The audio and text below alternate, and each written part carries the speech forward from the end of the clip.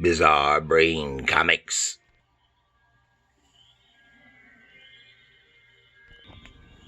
Hello, my comic book friends, and welcome to Bizarre Brain Comics. I'm Gary, your host. This is where I like to take a look at some older comics, talk a little bit about the characters and creators, and examine the stories and the art. Ooh. And this time, with the approach of the 4th of July, Independence Day 2023. Who is more appropriate than Captain America for a subject? I'll be doing a couple of Captain America books. This one is from 1976, the King Size Annual from 1976. This is number 3 of Captain America versus the Thing from Beyond the Stars. It's a double-sized dynamite from the House of Ideas. Page after page of pulse-pounding fury. Doom is the Black Star. All done by by Jack King Kirby, except for the inks. Giacoa and what was his name? Verborton? Something like that.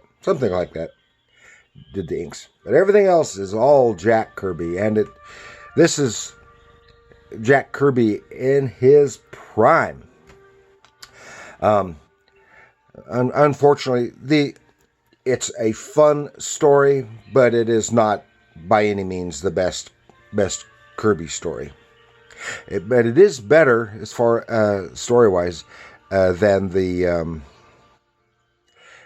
tabloid-sized Captain America special for 1976. It was a bicentennial special for that I talked about. It was either last year or the year before last. I can't remember now. But it is have a better story. And this is a somewhat more coherent story. Still not his best. And it is a self-contained story. And it is better than the last one. A few months ago, I did a Jack Kirby Captain America issue, and it barely had Captain America. And it still had a lot of action in it, but it just wasn't our main characters. It wasn't Captain America or the Falcon involved in the action. That was the introduction of their new menace. Okay, and of course, Jack Kirby was co-creator of Captain America back in 1941. Or was it 42? 1941, I think it was. Yeah, because it came out before our entry into the war. And then Cap was brought back in the Marvel Universe. And in one of the early Avengers issues of the Avengers, I've forgotten which one, 5 or 6, something like that. And has been a mainstay in the Marvel Universe ever since. In about, 70, 71, Jack Kirby left Marvel to go to DC for about 4 or 5 years. And then he returned to Marvel, and he didn't have to deal with Stan Lee himself anymore. And he took over the Captain America title for a couple of years. And he left the Avengers. It's all Kirby stories, not weaving in and out of plot lines from other titles. And most of that time, he was also paired up with the Falcon. Maybe all that time. But the Falcon is not in this one. And this is regarding a menace from space. It's all self-contained. Lots of action. Good Kirby action, and it's all Captain America. So let's go take a little look inside. But before we do that, take a look here. You can see these character cards that I have made. And I have made a bunch of them. If you would like one of these, you can get... See, any of the ones that you like, that you may like that I have already done, you can get for $15 plus $3 for shipping, or for $18 plus $3 for shipping. I can do your whatever character you may want to commission. Just contact me here at my email address. Okay, this is double-sized issue, so and and it is fast-paced, so I want to go through it fairly quickly. It starts right off the bat. Boom! Right in the middle of the action. The Thing from the Black Hole Star. And Cap is already involved in the action on the splash page. And then we turn, and the first thing is the big double-page spread. This is the kind of stuff that Kirby was known for doing. Do a splash page and then a double-page spread, and he'd do several double-page spreads. And this is, and the setup here is Cap was contacted by this guy who just known as Hendrix. He's a local farmer and wanted some help. This some alien ship had come down, and there was an individual, a somewhat diminutive individual in there who needed help. He was just known as the Captive, and he's in a weakened condition, and some other aliens are after him. And he was a captive in the heart of a black hole, but he managed to get out. Now they've come to destroy him, or to capture him. So Cap comes to investigate, and they're quickly assaulted by this alien being of some sort. And Hendrix finds a weapon inside the spaceship and zaps that creature. And so it didn't, and it unintentionally killed this alien. Then he zapped away, and they find all kinds of other gizmos. And then here you can see the ship itself. And then we turn to the aliens in space, talking about recapturing the alien. And it's all standard Jack Kirby page layout. Has his bizarre technology, the trademark Kirby crackle. For the space and energy and stuff. They send another pod down, and down to Earth. And here Cap is meeting the so-called Captive. He's in the hood, takes the hood off, and you can see he's a very slight individual, and lamenting his weakness. The pod comes down. It had opened up. Here's another menace, which Cap, interrupted by ads, must deal with, and more great standard Kirby action. Bam, bam, bam, wham, slam, fight, fight, fight. Cap, look out! Oh, it's got to save Hendrix. More flames, more blasts, and the thing is defeated, and the pod is sent back and destroyed. So now the aliens must take another step, the next step in their endeavor, and they try to call out for help because Cap's going to call the Avengers or somebody, and but they can't get through. So they are basically trapped there. Here is with the Captive. So we've got to go back to his ship, see the Captive's ship, and while others have come down, and the next menace is there. So Hendrix goes with the Captive while Cap delays the onslaught. They arrive at the ship, and he says, "Oh, it's got all kinds of little neat weapons here. We can use these against them." And says, the Captain says, "I can be strong, I tell you, a force to be feared by all."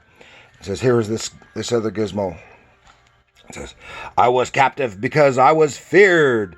This warship above our heads would turn tail and run if I attained my full strength." And here the alien ship has a drop ship, has released another big squad of inorganic robots to defeat, to go up against the captive. And Cap is hard pressed to defeat, even when he's knocking them down like 10 pins, but they keep coming and they keep coming. They grab him, he saves himself, deflects them, use their own weapon against him, destroys, and he's got one of their weapons, so he can blast them as well. He races to the captive's ship, and there he is. Where's Hendrix? Where's he? He's down below, and the guy looks a little different.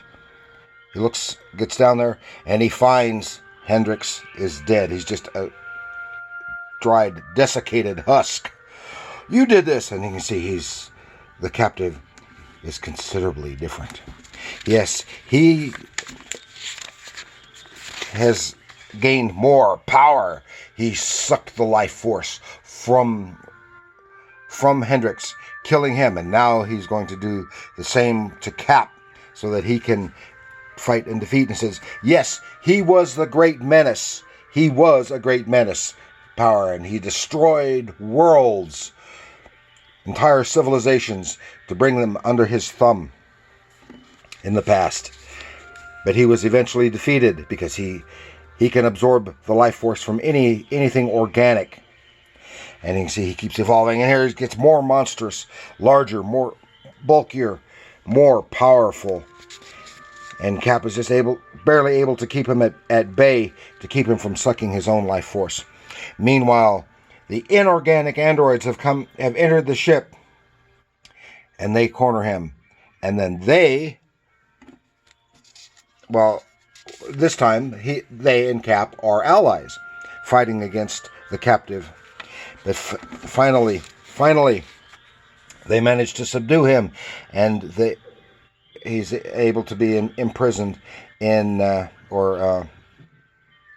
bound in inorganic bonds that he can't break, at least not yet. And he says, "Swine, pigs of the galaxies, you'll pay for this." He can eventually he can muster enough power to break his bonds. Here, then the aliens put him on the ship, and he is sent far away at hyperlight speeds to be imprisoned elsewhere. And Cap is wondering, oh my gosh, it's hard to believe the captive is gone. For one terrifying moment, this world was in mortal danger from an enemy too ghastly to think about. And of course, he's also lamenting the loss of the good man Hendrix, who was fooled by this fugitive, and Cap himself had been fooled by this fugitive. And then the other aliens are leaving, and here we see he's being sent, it reveals, into the heart of a star that is in the process of collapsing, of a supernova, and then will collapse into another black hole. And then we see Cap at the end reporting to the appropriate authorities what has happened, and they said, and he wants to reveal everything to the public, and they said, no, we can't. We got to leave it, And this is at the time a lot of the UFO stuff is going on, and Ancient Aliens, and Kirby was strongly influenced by this. And here you go. Because we're not alone in the teeming firmament. Look to the stars, Earth. Look to the stars. That's a typical type of warning that had happened in many of the at the end of alien invasion movies of the 1950s. And that's what we've got this time for Captain America. Great Jack Kirby battle action with a little bit of a message in there. The sorrowful loss of life of a good man in the form of Hendrix. They were tricked and eventually allied with those who they thought were the enemy. It was a good fun romp.